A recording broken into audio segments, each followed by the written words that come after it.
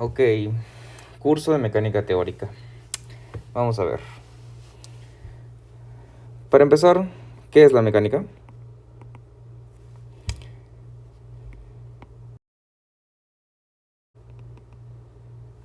Ok, la mecánica es la rama de la física que busca proporcionar una descripción precisa y consistente de la dinámica de partículas. Muy bien. Eh, Primeras preguntas que se deberían venir a la mente es ¿consistente con qué? ¿Qué es la dinámica? ¿Y qué es una partícula? Ok. ¿Consistente con qué? Consistente con la realidad, claro que sí. Porque, bueno, en física es lo que hacemos, buscar una descripción de la realidad. Entonces tiene que ser consistente con la realidad. Es decir, si nosotros escribimos que el movimiento será algo así para una pelota, el movimiento de la pelota en la vida real tiene que ser algo así. ¿Ok? Entonces, eh, ok, dinámica, refiriéndose al movimiento.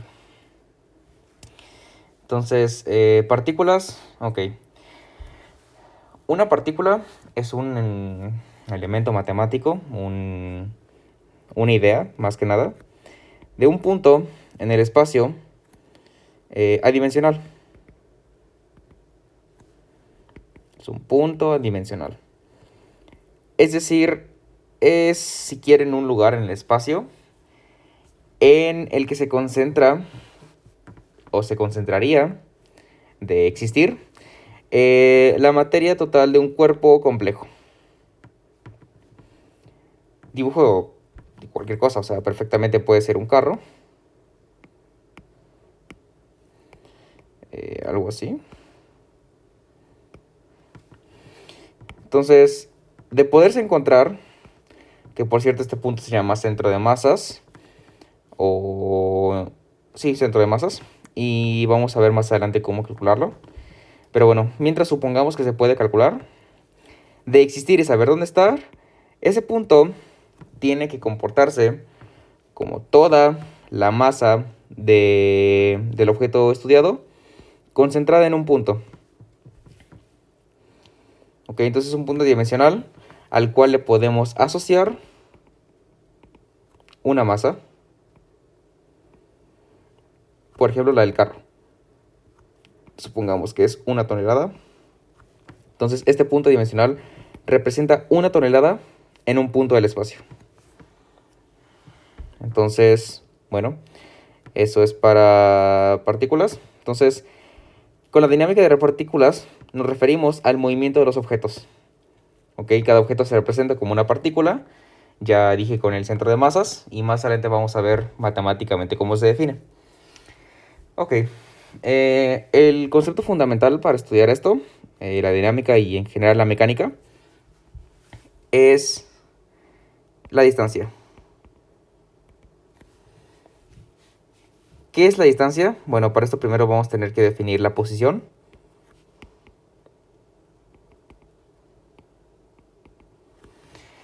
Ok. Eh,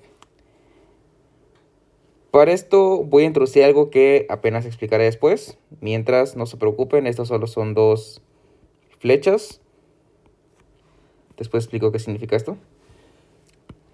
Bueno, esto de las X con y Y con gorrito significa que son direcciones, ¿ok? Dirección en X y dirección en Y. Pero bueno. La posición sería que haciendo exactamente este dibujo de aquí.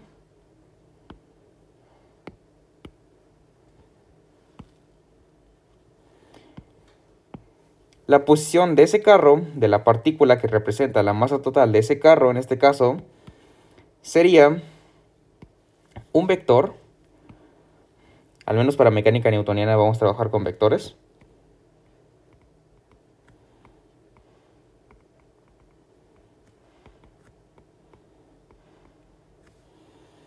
Eh, la posición es un vector que va del origen de nuestro plano coordenado. Más adelante vamos a introducir más formalmente qué es esto. Y esa flecha va a estar dada, bueno, vamos a representarla con un vector llamado R, que va a depender de un parámetro. un parámetro que en realidad es un concepto que tenemos que meter en mecánica. Nos va a ayudar a representar todo el movimiento. Y es el tiempo. Entonces se introduce la idea de tiempo.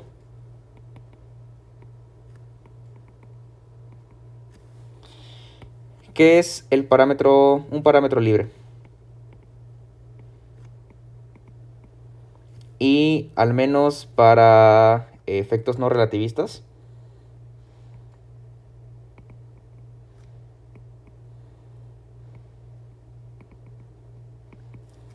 no relativista significa que la velocidad de lo que estudiamos, del objeto en cuestión, es muchísimo menor a la velocidad de la luz. Ok, entonces, para efectos no relativistas, suponemos o trabajamos con la idea, esto se creía hace mucho, que era una verdad absoluta. Si suponemos que el tiempo es absoluto.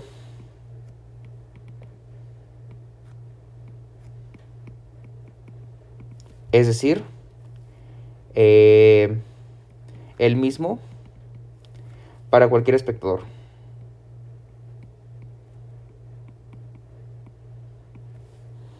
Ok. Entonces,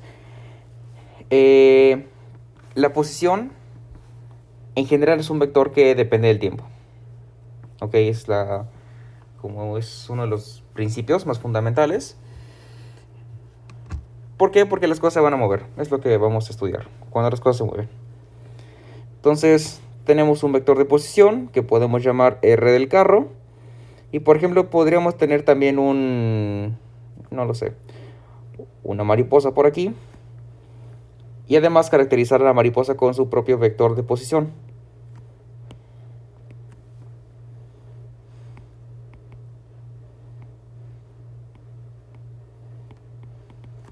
Que también depende del tiempo. Entonces, lo que podemos hacer es, estudiarlos individualmente. O tal vez hay una relación entre ellos.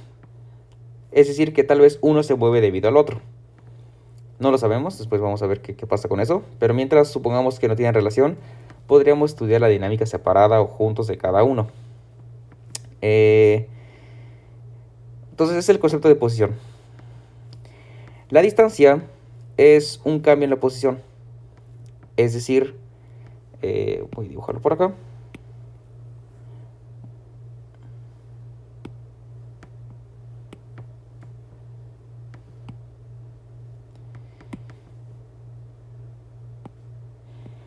Si pasamos de este estado a moverse para acá, bueno, pues ahora los nuevos vectores de posición sería un vector que va así para el carro y un vector que va así para la mariposa. Bueno, aquí me equivoqué, un poquito más para acá. La idea es que lo del principio pase a un tiempo que vamos a llamar tiempo t0, es decir, a un tiempo inicial, en un dado tiempo, no importa cuál, en un instante del tiempo. Y, por ejemplo, esto que pase en un instante después. Ok, entonces, en general vamos a decir que t1 es mayor a t0. Y sucede que pasamos de esto, que pasa el tiempo t0, a esto que pasa el tiempo t1. Es decir, tanto el carro como la mariposa se movieron. De nuevo, por el momento vamos a suponer que no existe ninguna relación entre el movimiento del carro y el movimiento de la mariposa. Más adelante vamos a ver que esto no es cierto, pero mientras supongamos que sí. Entonces, ¿qué sería la distancia? La distancia que recorrió, por ejemplo, el carro es un vector de distancia que vamos a... vamos a definir que es posición final menos posición inicial. A dónde llego menos a dónde estaba. Ahorita veremos qué representa esto. Entonces, esto es la posición del carro al tiempo 1 menos la posición del carro al tiempo t0. Lo mismo para la... bueno, en general es lo mismo para la mariposa, ¿no? O sea, si es el carro, si es la mariposa, es la mariposa. La distancia de cualquier objeto, vamos a ponerle, sí, está bien. De I es el, para efectos de ahorita, bueno, sería el índice del cuerpo, ¿no? Si es la distancia del carro, es el vector del carro al tiempo t0, t1, perdón, menos el vector de posición evaluado en el tiempo t0. Ahora, ¿qué representa esto geométricamente? Bueno, para esto ya debimos haber llevado un curso de análisis vectorial, uno al menos básico. Y bueno, vamos a superponer esto en otro dibujo.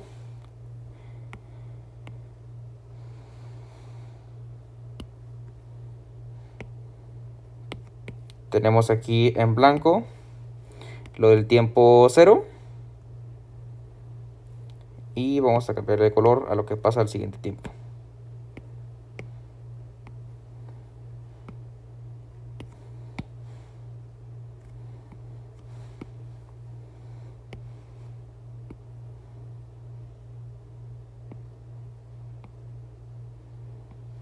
Ok. Entonces,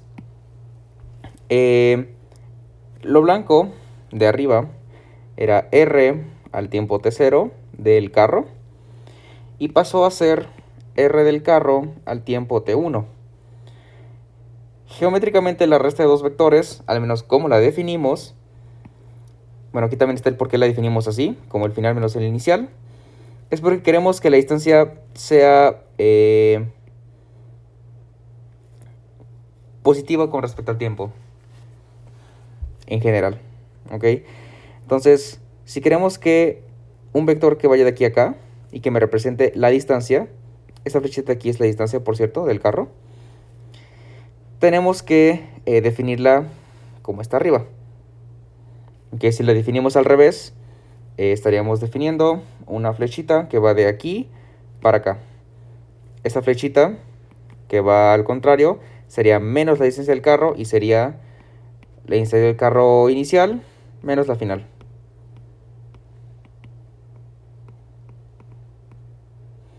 Ok, pero no queremos eso. Queremos que la distancia sea para acá. Entonces, definimos los vectores así. Y bueno, lo mismo para la mariposa, ¿no? Pasamos de este punto a este punto.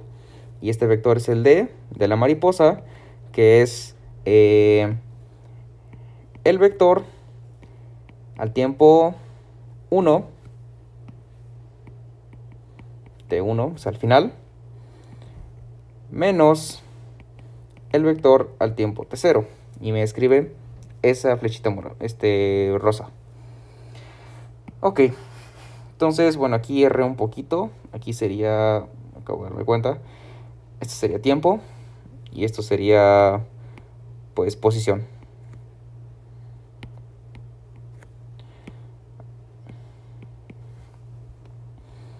Ok. Entonces, bueno.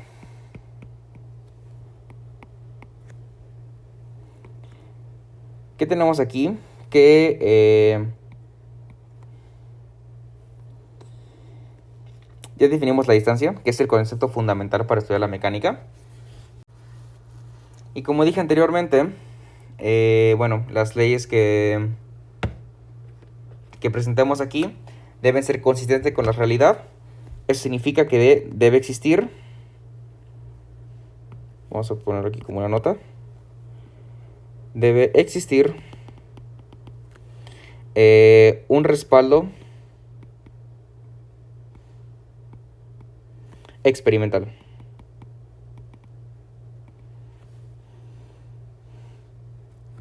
O evidencia experimental para estas leyes.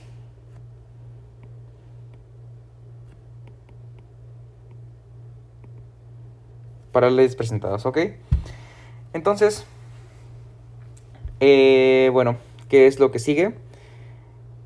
Presentar las leyes de las que hablo, que son las famosas leyes de Newton.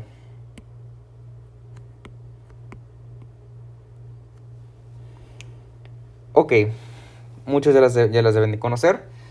Y algo que suele pasar es que la primera y la segunda ley suelen ser un poco repetitivas. La primera y la segunda son la misma. La primera es un caso especial de la segunda. Entonces, ¿por qué son tres leyes de Newton? Bueno, esas tres leyes lo que hacen es presentar conceptos más que nada. Entonces, la primera ley dice así. Un cuerpo permanece en reposo en movimiento uniforme. Ahorita definimos qué es esto. A menos que sobre él actúe una fuerza. Entonces, claro que la primera pregunta es, ¿qué es el movimiento uniforme? Un movimiento uniforme es aquel en el que el vector de posición de nuestra partícula, que vamos a escribir R sub i para una partícula yésima, que depende del tiempo, claro, debe de ser tal que cambie constantemente, o sea, cambia de forma constante. Por el curso que ya debieron haber llevado de cálculo diferencial, esta condición se escribe matemáticamente como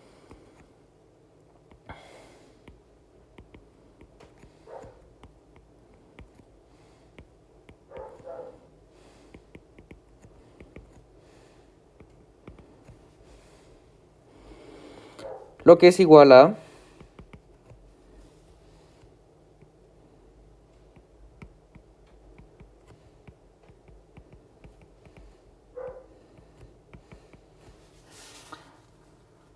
ok. El cambio tiene que ser constante, por lo tanto, el cambio del cambio no debe existir. Es lo que dice aquí, ¿no? Con notación de derivadas. Solo que vamos a introducir también la notación de Newton.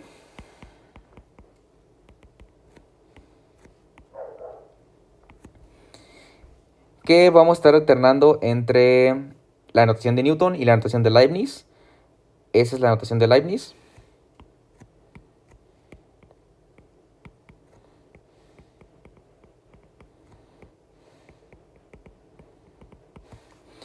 Y la notación de Newton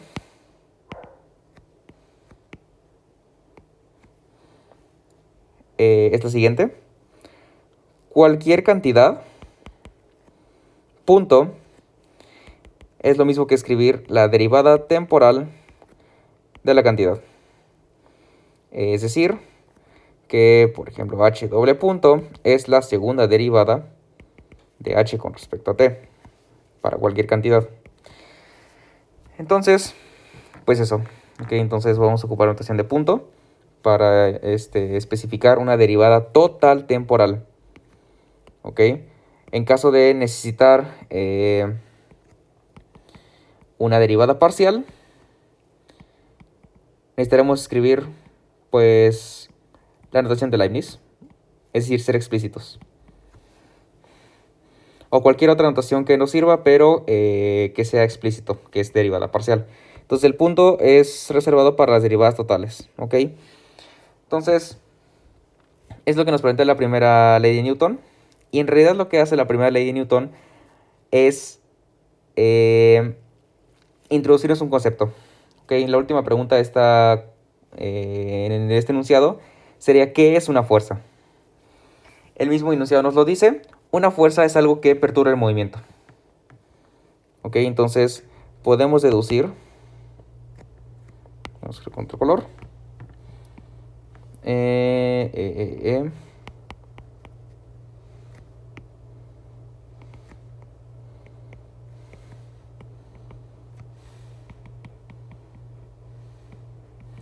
fuerza es un concepto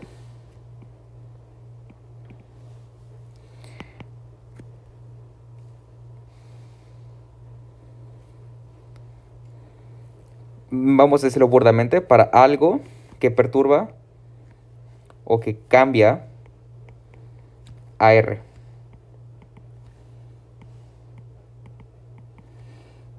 Es decir, ya sea que perturba el reposo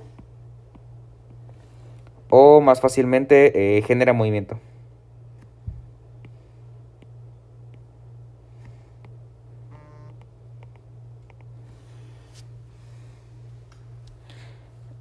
Ok. Entonces, eso es una fuerza, es algo que perturba el movimiento. Y es lo que nos presenta la primera ley de Newton. Ahora,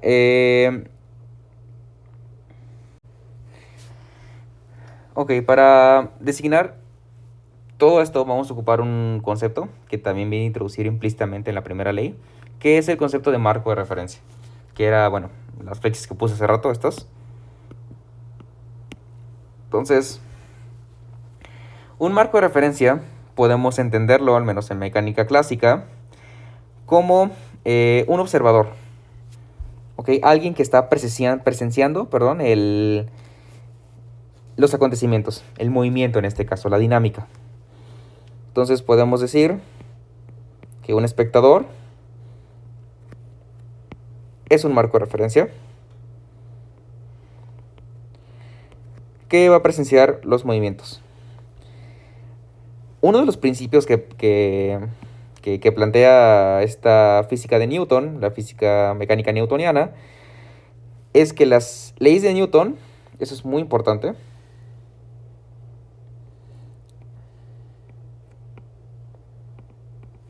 son solo válidas si el marco de referencia o espectador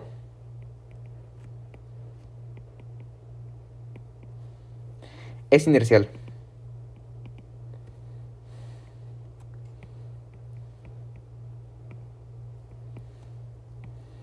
¿Qué significa esto? Inercial significa que tenga un movimiento uniforme. ¿Ok? Entonces, el marco de referencia tiene que llevar esta misma condición de antes. Y para dejarnos de escribir tanto, vamos a introducir los conceptos, estos que había planteado aquí. El cómo cambia mi posición a través del tiempo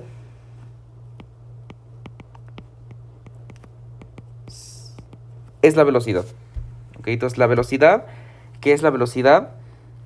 El cambio en la posición a través del tiempo. ¿Ok? Esa es una definición, si lo quieren ver así. Y la segunda derivada que también presentamos ahí arriba para la condición está definida como un concepto llamado aceleración.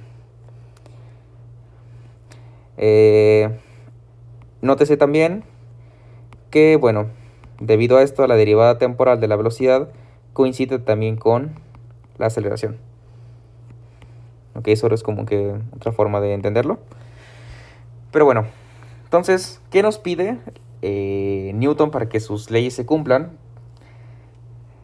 Que la velocidad sea constante. Que es la condición que he puesto aquí arriba, pero de forma más pues, abstracta. Entonces, el observador debe llevar una velocidad constante para percibir las leyes de Newton. Al menos de forma válida, ¿no? Ok, entonces vamos con la segunda ley. Ok, nos dice que un cuerpo sobre el cual actúa una fuerza se mueve de tal forma que la tasa de cambio de su movimiento en el tiempo es igual a la fuerza. Para esto vamos a definir el movimiento o la cantidad de movimiento.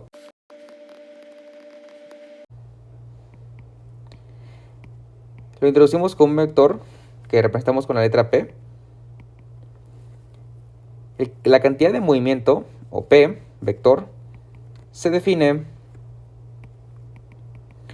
como el producto de la masa con la velocidad. Ok. Es decir, que la segunda ley de Newton nos dice que la fuerza, la cosa que vimos que altera, perturba el reposo, es la tasa de cambio de la cantidad de movimiento con respecto al tiempo. ¿Ok? Esto es la derivada total del producto masa-velocidad. Y esto es, por lo visto en el curso de cálculo diferencial, la derivada de la masa con respecto al tiempo por el vector velocidad más la masa por la derivada del vector velocidad con respecto al tiempo. Esto es m punto por b, introduciendo usando la notación de Newton, más masa por r doble punto, o la aceleración si quieren.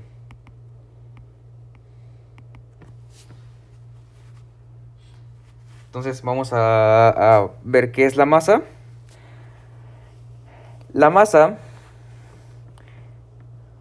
veamos, pongamos la ecuación de nuevo.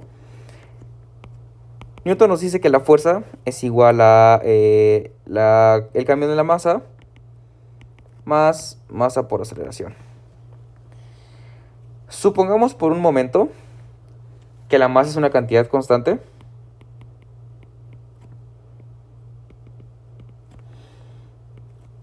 Es decir, que la masa no es una función que dependa del tiempo. Por lo tanto, su derivada sería 0 y obtendríamos la ecuación fuerza es igual a masa por aceleración. Veamos, si la fuerza es la cantidad que perturba el movimiento y la aceleración es el cambio en la velocidad, ¿qué pasa si queremos acelerar un cuerpo? Vamos a trabajar con módulos, es decir, módulo de F y módulo de esto. Obtenemos que fuerza igual a masa por aceleración. Supongamos que queremos acelerar un objeto a, no lo sé, una 10 metros sobre segundo al cuadrado, con una masa dada m, y que para esto requerimos una fuerza de 10 newtons. Bueno, 5 newtons.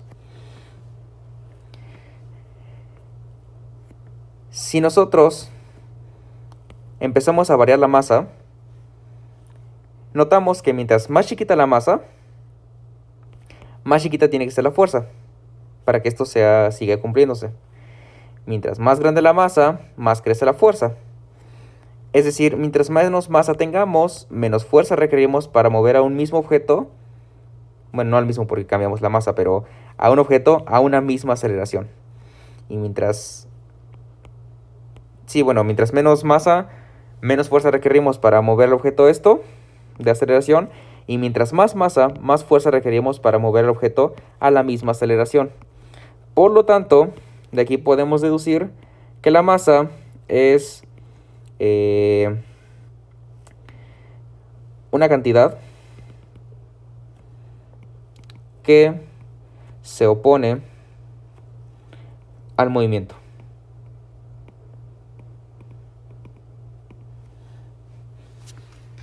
Esto es este concepto, traído de las primeras 3 leyes de Newton. Se le conoce como masa inercial.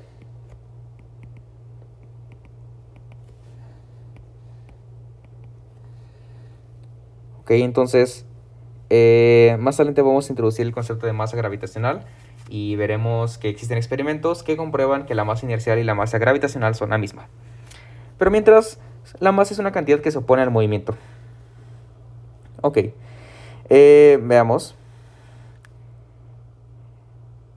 Tenemos por último la tercera ley de Newton. Dice que si dos cuerpos ejercen fuerzas entre sí, dichas fuerzas son iguales en magnitud y opuestas en dirección. Ok. ¿Qué significa esto? Que si tenemos dos partículas que por alguna razón ejerce la partícula, vamos a llamarle partícula 1, partícula 2. Si por alguna razón la partícula 1 ejerce una fuerza hacia 2,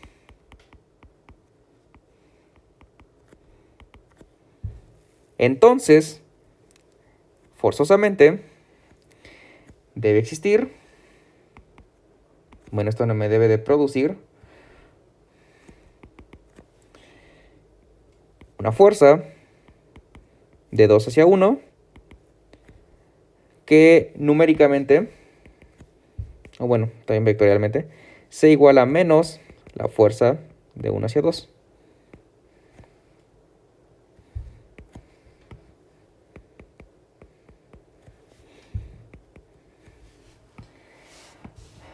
Es decir, la fuerza de 1 hacia 2 es igual a menos la fuerza de 2 hacia 1. Como quieran verlo, si quieren menos acá o menos acá, es lo mismo, ¿no? Ok. ¿Qué pasa? Teniendo esta ecuación, que nos dice que básicamente las fuerzas de reacción existen y nos da una idea de qué son, más adelante aplicaremos este concepto. Veamos qué pasa si también introducimos el concepto de la segunda ley. Primero, ¿qué pasa con la fuerza de 1 que ejerce hacia 2?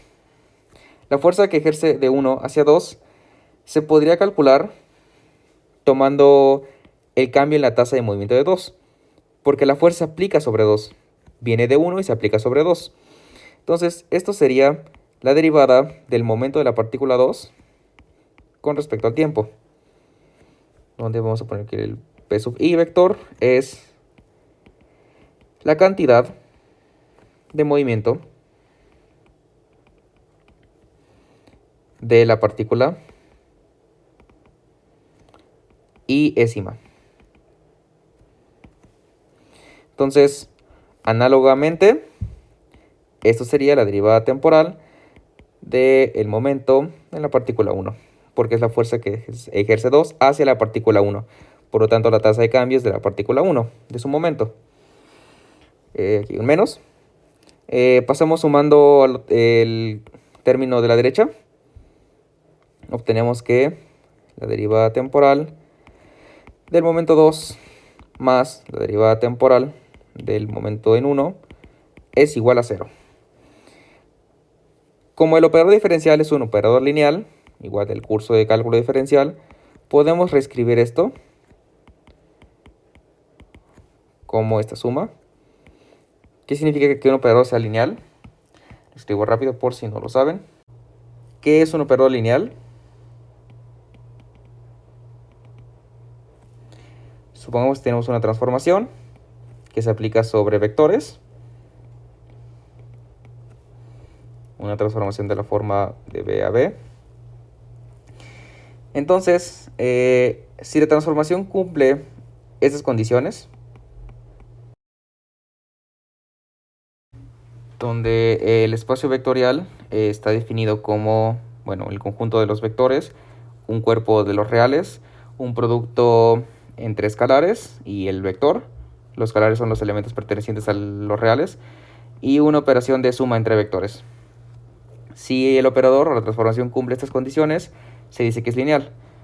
Por lo tanto, podemos decir que esto es cierto. Y bueno, ¿qué significa que la derivada temporal de una cantidad sea 0? Que la cantidad se tiene que conservar.